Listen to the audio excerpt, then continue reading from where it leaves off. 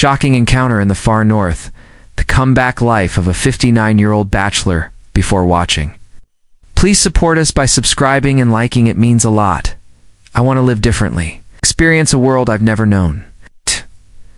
This was the resolution of Graham Ainsworth, a 59-year-old man from Los Angeles, California, as he entered a new phase of life. After nearly 2 decades lost in corporate drudgery, weary of urban chaos and the endless competition, he knew only a radical change of setting could bring him the tranquility he yearned for. His fascination had always been with Nordic terrains, endless snowy expanses, remote lands of the midnight sun, and the ancient Sami heritage. But instead of choosing famous destinations like Oslo or Bergen, he aimed farther north. He sold his home, liquidated savings and investments, and set off alone for Norway. After a short stay in Oslo, he boarded a domestic flight heading toward Tromsø in the far north. There, he rented an SUV, planning to savor the slow shift from summer to autumn, a season of lingering daylight and ever-lengthening nights. Locals warned of unpredictable weather, but said it was a perfect window to witness the Arctic Circle's unique splendor. "I want to go where others can't breathe freely," Graham vowed, driving confidently north. He passed through Tromsø city, following the E6 highway, meandering through Finnmark's towns and villages, captivated by scattered pastures and quiet ports. But upon entering a desolate area scarcely marked on any map, a creeping unease set in. "Surely the road isn't closed yet, it's not winter," he reassured himself. But Arctic weather rarely obeys the calendar. About a week into his journey, disaster struck. The SUV broke down along a remote stretch. The season's shift was fierce. Gale winds, heavy rain laced with hail, and rapidly dropping temperatures. What the hell is this place? On the fogged window, only gray sea, low hills, and sparse pines and birches met his eyes. A rusted road sign, its letters barely legible, offered little comfort. No signal, not even a bar. Cold dread crept into his bones. Fortunately, after trekking for half an hour along the road, he stumbled upon a weathered sign. Gamvik. Gamvik. I think I saw that on the map. One of Europe's northernmost villages, he recalled. Despite his precarious situation, a faint relief washed over him. A village meant people and help. Turning on his hazards, he secured the car, packed his bags, and began the cold, wind-whipped walk. After roughly 20 minutes, he spotted scattered houses, red wooden cottages with gray roofs dotting the hillside. The village appeared sparsely populated. Streets were eerily empty. In desperation, he knocked on a door. A young white woman, early 20s, opened it slightly, eyeing him warily. In broken English, Graham explained he was an American tourist whose vehicle had failed. "Please wait. Get the village chief," she said, closing the door. Soon after, he was escorted to what resembled a council hall. To his astonishment, inside were only women, around 15 or 16 of them, ranging from their 20s to their 50s. Not a single man? What's going on? All women? Graham thought, bewildered. Trying to stay composed, he explained his situation. A woman, around 40, seemingly the leader, introduced herself in English. "What are you doing coming all the way out here? We haven't seen a tourist in a long time." Graham Ainsworth smiled awkwardly and said, "He just wanted to travel freely in the Nordics, drove here following the map, didn't expect it to be so remote, and my car broke down." The woman thought for a moment and nodded. "Gamvik is very remote, there's no repair shop and we can't repair your car anytime soon. How about this? You stay in our village for now and we'll figure something out." The other women seemed to be whispering among themselves. Anthan reached an agreement too, temporarily. "Take him in, we haven't had a man here for a long time, and you don't look like ya. Bad person, we can't just leave you out here in the wilderness, but you must follow our village rules." Samyu nettered softly, "Many of us have been hurt by men, so we stopped letting men into the village later." Graham Ainsworth felt curious and sympathetic regardless.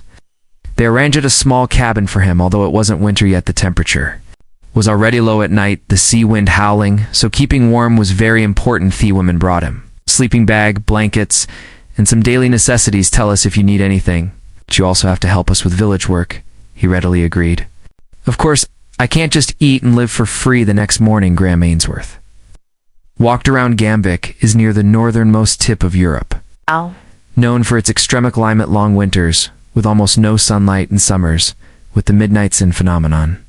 He had read a report before saying that this village had serious population loss and faced extinction. Seeing it firsthand, he felt this even more deeply. There was hardly anyone visible on the street, and it looked empty. The houses were run down, and the phone signal was intermittent. He realized that once his car broke down, it was truly a big problem. What puzzled him was why there wasn't a single man in the village last night. The woman who looked like the village chief, Eva, had briefly explained that due to changes in the industrial structure, young people had left to work elsewhere, and the remaining men had died of old age or illness. Young men and women had all left, but some women chose to stay and protect this land. But because there were no men, there were no newborns either, and the bloodline faced extinction. Have always lived by ourselves as women, isolated from the outside world. Time seemed to have stopped, she said. Graham Ainsworth thought, this is really serious. If there's no one, the village will soon disappear. In the following days, he saw the women engaged in small-scale farming, fishing, and handicrafts in a self-sufficient way.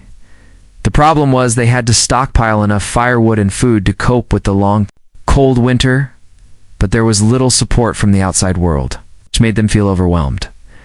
Now the women took turns doing the heavy physical labor previously done by men, which left them exhausted. Graham Ainsworth could feel the women strong, but deep down they still yearned for men's strength and skills. Most importantly, there were no children. Some women in there. We also want to have children, but it's simply not possible. Even if we wanted artificial insemination or sperm donation, the procedures and costs are very troublesome. Unless a man is willing to settle here, it's difficult to form a family. Graham Ainsworth felt comfortable listening to this. I understand, and I used to have a family, and I've seen people around me without children, then divorce or become widowed. I can slightly understand that feeling of emptiness. The women asked cautiously, do you have your own story too? Had mentioned his divorce experience somewhat awkwardly, saying he was now single and drifting. Round the women gradually opened up to him, inviting him to communal meals and meetings. They operated like a cooperative, managing various resources and income through distribution, but lacked professional management experience. Graham Ainsworth said, I had experience in business management back in the States. I have some experience. I think it would be better if you could operate more systematically. For example, he suggested developing tourism.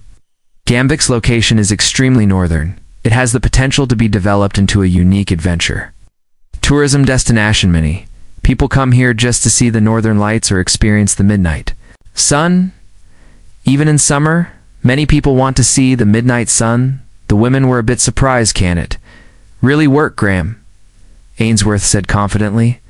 Of course, the challenge will certainly be significant, but polar tourism enthusiasts from all over the world love places like this. As long as to build a small hotel or create some unique projects, it could be successful. Some younger women heard this and said excitedly, sounds good, we can participate too. We can contact the outside world, renovate houses, build a website, and attract tourists. But we don't understand English very well, and we don't have much funding, they said, a bit worried. Graham Ainsworth said, I can invest some funds, and I can also provide you with some online promotion techniques and crowdfunding channels. He expressed his willingness to do his part. In fact, he had accessed his savings and investments back in Los Angeles and originally planned to use them for retirement. It would be great if he could use this money to do something meaningful. After several days of discussion, the women unanimously agreed, let's try developing tourism and fight for the future of the village. Of course, it may not be successful, but if things continue like this, it's a dead end, so it's worth a try. And since we don't have him in here, a lot of heavy physical labor and construction skills are difficult. Maybe Graham Ainsworth can help lead. His tea also held a glimmer of hope. Graham Ainsworth fixed the heating and door jar windows in one house. The women saw this and thought, we really do need Eamon's strength. As the cooperative tourism project started, the village began to get busy. Graham Ainsworth did not hold a leadership position, but in fact, all the women respected his opinion. They contacted the outside world, bought second-hand building materials, and prepared to build a simple guest house, getting ready for adventure. Experience Eprojix in far north Gambic. With a man present, the women's enthusiasm also increased significantly. It seems there is hope now. This sentence could be hard to everywhere in the village as time passed. The women's attitude towards Graham Ainsworth also changed from initial politeness to more warmth. Some young women began to express affection for him, inviting him for walks or barbecues on the beach on weekends. He felt a bit confused, but deep down he also felt a stirring. He had been single for a long time, and he was the only man in this village. He felt maybe something would happen one day. Finally, one day, a woman in her early 30s named Lisa confided her predicament to him. Actually, I want to have a child, but there are no men in the village. Does this sound strange? He felt his heart beat faster. Lisa continued, we don't know each other deeply enough yet. What? But most women in the village want to have children. We haven't had men for a long time, and watching the village population get smaller and smaller, we feel desperate. Know that you've come, we see hope. Graham Ainsworth was speechless for a moment. A few days later, after the village chief discussed with the women in the village, she announced shocking news. If you are willing, most of the women in our village want to form relationships with you and have a children. He was so shocked that he took a step back and said, this is too crazy, isn't it? But Ava said, we haven't had men for a long time. And population loss is very severe. Even if we find a man from outside to marry, they will go to the city and sperm donation is also very troublesome, so someone like Koi is too precious. We sincerely plead with you. He was already 59, also married before he had been single and childless. Maybe having children was a new opportunity, however. The idea of having relationships with over a dozen women simultaneously still put him under enormous pressure. Is this possible? I can't even handle one person, he said. The women said, we know this is difficult, but to solve the population crisis, not just one or two, but as many women as possible need to give birth. If you agree, we will coordinate the order and Timond. Try not to put too much burden on you. Their way of answering showed they had systematically considered this issue. Graham Ainsworth was completely shocked by the situation before him, but he could also feel the women's despair, and he might never have the chance to have so many children in his life. If I can do something for this village, he was overcome by a strange emotion. Furthermore, the women emphasized this was not just physical desire, but a cooperation for the survival of the village, which made his heart waver after a long time considering. He finally said, I cannot guarantee I can satisfy all the women, but I will do my best. But the prerequisite is we must respect each other, no coercion, and you genuinely want to have children. This news quickly spread throughout the village. This man agreed to have children with us. The women in their 20s and 30s almost cheered, and even those in their 40s and 50s who thought they could still give birth hoped to participate in other words. Most women of childbearing age expressed the desire for children, and so an unprecedented collective pregnancy plan began. This plan proceeded secretly and orderly. Each woman checked her body and promised to spend time with Graham Ainsworth. According to her ovulation periods, the village chief was responsible for coordination.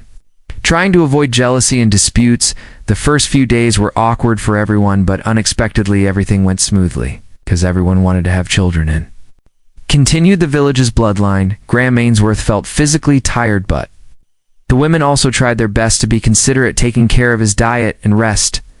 Sometimes wonderful feelings so emerged. Some girls in their 20s would ask Shilly leader, this is my first time, please be gentle. A woman in her late 30s, almost 40, cried and said, I never thought I would have children. Graham Ainsworth listened to each of their stories, realizing how much they longed for children. Finally, a month passed, and it was time to check for pregnancy. Each woman used pregnancy test sticks, bought from the mainland or in line, or simple blood tests, to check herself. The results were shocking. Most people's test results were positive. Really, all of them. Are you the sperm king? They said, jokingly. Graham Ainsworth felt a bit embarrassed, but also filled with joy and fear at the same time. I'm going to be the father of so many children all at once, and they are all my children. Is this possible? But women firmly supported him. Don't put too much pressure on yourself. We will raise the children together. You don't have to take care of all the children. This is our collective effort. In this situation, over a dozen people suddenly became pregnant, and because Everyone was becoming a mother for the first Timothy. Needed strength and nutrition. Graham Ainsworth bought more food and nutrients through the cooperative and intensified preparation of firewood for winter heating. When the children airborne, they will need a warmer environment because they had meant for a long time these preparations had been neglected, but as he took care of them one by one, the women also systematically participated. Pregnant women walked in the village every morning and evening, touching each other's bellies, exclaiming, "If we really have children at the same time, that would be so interesting." However, pregnancy was not easy. Some had severe morning sickness, were dizzy, and others had back pain and couldn't work. Whenever this happened, Graham Ainsworth would say, "Don't tire yourselves. I and others will help share in the workload. Truly grateful we've never had a man's help. So lucky to have someone like you," the women said with smiles. In fact, because the climate here was harsh, the winter was long, and everything had to be prepared in advance. It was a huge challenge for Graham Ainsworth, but because everyone in the village worked together, everything went smoothly without any major difficulties. As the due date approached, Graham Ainsworth was busy raising funds and preparing for childbirth. The cooperative had earned some money from external trade, so they allocated a portion of the funds to buy childbirth supplies, medicine, and contact temporary nurses. He contacted hospitals in larger mainland cities and decided to prepare emergency measures just in case weather. Snowmobiles or helicopters, of course. The cost was considerable, but everyone agreed. Because the village was about to welcome new life finally, over a dozen people, almost in the same stage of pregnancy, began giving birth with intervals of 1 or 2 weeks. The first was a woman in her 30s who screamed early in the morning, "Oh, my belly, the baby is coming out." Graham Ainsworth and the other women rushed over and carried her into the wooden cabin. They prepared hot water, towels, and medicine, and asked the nurse to assist with a simple delivery after several hours of pain. Phoebub's cry echoed throughout the village. Born, everyone cheered excitedly, and Graham Ainsworth hugged the new mother, shedding tears. In the following 10 days, other pregnant women also began giving birth one after another, giving birth to baby Stephen. 2 people gave birth on the same day, which caused a stir in the village. Another one is giving birth here. Wait, you have to finish this one first? The scene was chaotic at times. This everyone gave birth successfully without any accidents. The children cried out one by one. Villagers would clap and hug, saying, "We are going to see so many babies all at once." Graham Ainsworth had never experienced such a scene, and he felt a bit overwhelmed. Over a dozen people giving birth to his children within 1 or 2 weeks was simply unbelievable. For hearing the news that mother and baby were safe about a month later, when the mothers and babies were stable, the village held a grand celebration. "Today is the day we declare the village's revival." This was the women's unanimous sentiment. The village, which had long been stagnant due to the lack of men and children, now welcomed an important turning point with the birth of over a dozen babies. When the children grow up, the village will become lively again. In fact, with the cries and laughter of newborns everywhere, the village atmosphere suddenly became vibrant and joyful. On the day of the celebration, Graham Ainsworth realized he was treated like a hero leader. "Thank you for giving us children," the women took turns hugging him, expressing their gratitude. Some even cried, saying, "My lifelong wish was to have a child, and now it has finally come true." The joint parenting method they could only imagine had now finally been realized. Remember, they had always lived in a world without men. Graham Ainsworth himself also felt it was a bit like a dream, but he felt a peculiar sense of accomplishment, which he believed was the result of the women's seriousness and effort, and the result of his own decision. Finally, a huge bonfire was lit in the center of the village, and against the backdrop of the Arctic Ocean, the celebration continued late into the night. Unlike the days without men now, there was a man, Graham Ainsworth, as the father of many children, and everyone could enjoy this celebration with peace of mind. As the celebration was nearing its end, someone shouted, "Let's throw the leader." Someone asked Graham Ainsworth about the custom of throwing people. He had heard of it before. He smiled and waved his hand, but already nearly 20 women were holding hands, lifting him high. Luckily, those women who had just given birth had weaker physical strength and were led by others. As he felt waves off exciting stimulation in the air, the baby's cries also joined in creating an emotional feeling that was hard to control after coming down. He said, "Choked up so happy I've never felt this way in my life." After the children were born and the initial postnatal care ended, the women began seriously operating the tourist project. "Now that we have children, let's seriously open up the village and welcome tourists. An Arctic village filled with children's cries. This in itself is a unique charm," Graham Ainsworth also agreed and invested the cooperative's profits. Ow! Intensively improving the infrastructure. He contacted small cities on the mainland, provided small shuttle buses and accommodation services, and planned products such as winter aurora, tour summer, midnight sun experiences, sea fishing, and a glimpse into the village's unique large family culture. He established a tourism website in Europe, Gamvik, a remote village near Europe's northernmost point. Now there are children, and the village has been revived, the website read. Some explorers showed curiosity and sent inquiries via email. Do the women who gave birth here live in a community? If they asked, what about the man? We'd only answer, a man settled down and rebuilt this village. In the initial stage, they only refiled his main story because they were afraid that if they said too much, it would turn into Askendel as the number of tourists gradually increased. Profits increased accordingly, and life in the village also became more convenient with this money. Heating and water supply facilities were improved, and funds were allocated for healthcare and education, regularly inviting nurses and teachers to serve a village. As the children grew, the village was no longer as sad and closeted before. We are one big family. We raise our children together and build the future together. They were filled with pride. Travelers were also touched by the facet of children running around and how they lived in the extreme natural environment. This is truly amazing, thought Thor. Is only this one man raising children with these women? They whispered among themselves, but on the surface they welcomed Gamvik's rebirth. Perhaps Graham Ainsworth carried enormous mental and physical pressure. Being in his late 50s and becoming the father of dozens of children, he never anticipated, however, due to the women advocating for joint parenting. He did not show favoritism to any child but cared for them equally while spending a significant part of his daily life on cooperative operations and tourism. Planning the children's responses also varied, but they usually called Graham Ainsworth dad or leader and listened to him. "Well, Dad, can I go to the beach with you, Dad? Help me do this if you follow with these small requests. You wouldn't even know how the day passed." Nevertheless, he was very happy. "I worked hard back in the States, and I never imagined I would have such a large family in this distant north. It is often so moving I can hardly believe it." On the other hand, how the women built relationships with their children work, and the man was also an important task. Luckily, this village adopted a unique system through agreement. We are all mothers, and Graham Ainsworth is the father of all. Children's jealousy and conflict might not be absent, but due to the community's despair and mutual respect, they seem to live without major conflicts. On the contrary, when one encountered difficulties, they naturally took turns looking after the children, saying, "When you're in difficulty, I'll look after your child. Tomorrow, I'll look after mine." One evening, when the entire village gathered around a bonfire to enjoy traditional dancing and singing, Graham Ainsworth suddenly shouted, "We are one big family.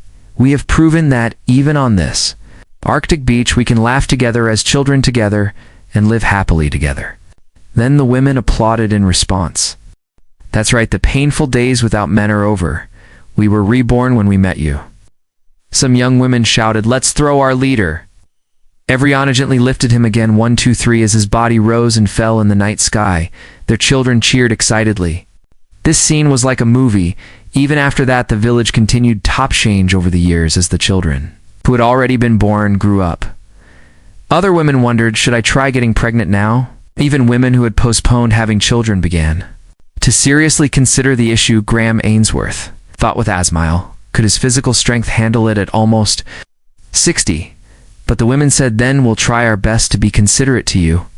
As a result, a second and third wave of pregnancies occurred. Of course, not everyone became pregnant at the same time, but children were born steadily, and the total population increased to 2 or 3 times Its previous size, the village's population increased again, and the economy and life also became vibrant. The Norwegian government was surprised by the population increase in Gambic tourism also developed well. The story of this village as a large family living together in the Arctic spread, and although the number was small, it still attracted a group of loyal followers. Some travelers were curious about the story of one man raising children with women in the village and asked about the internal situation, but the village side always appropriately drew the line, saying, "This is our collective choice. Please respect our privacy."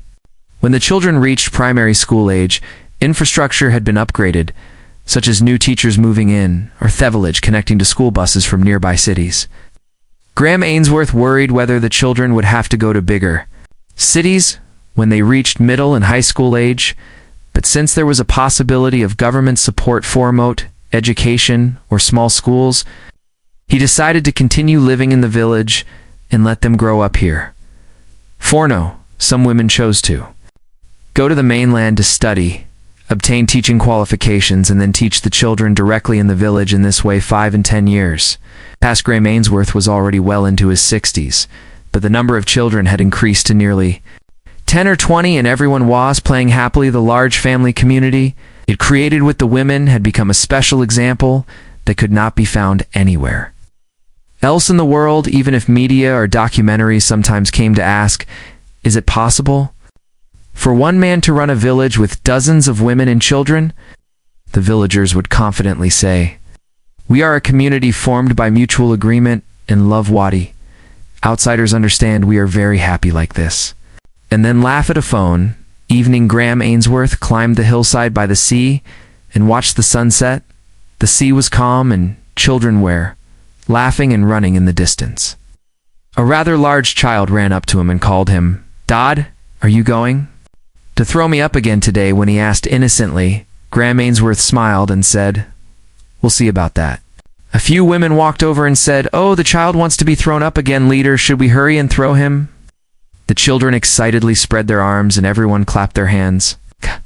And so appeared the rare scene of the children being lifted up together with Graham Ainsworth. The children giggled, and Graham Ainsworth said with a smile, "Be careful, don't fall." As the sun gradually set below the horizon, the sunset turned red there.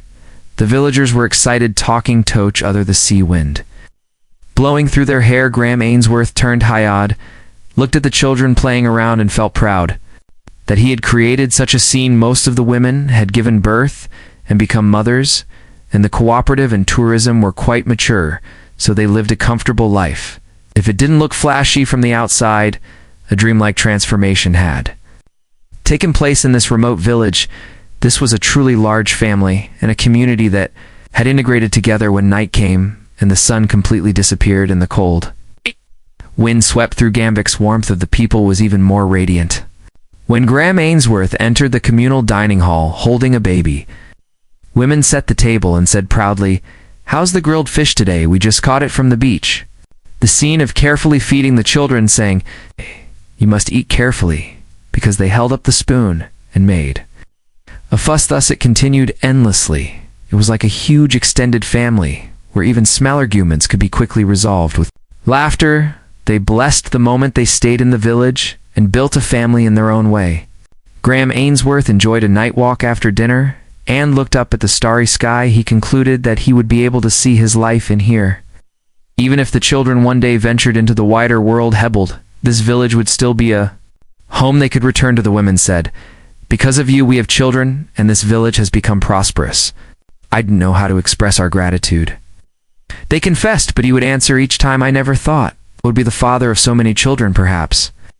I am more grateful." A touching love flowed between them because there were many children, and many mothers. The throwing ceremony naturally became frequent.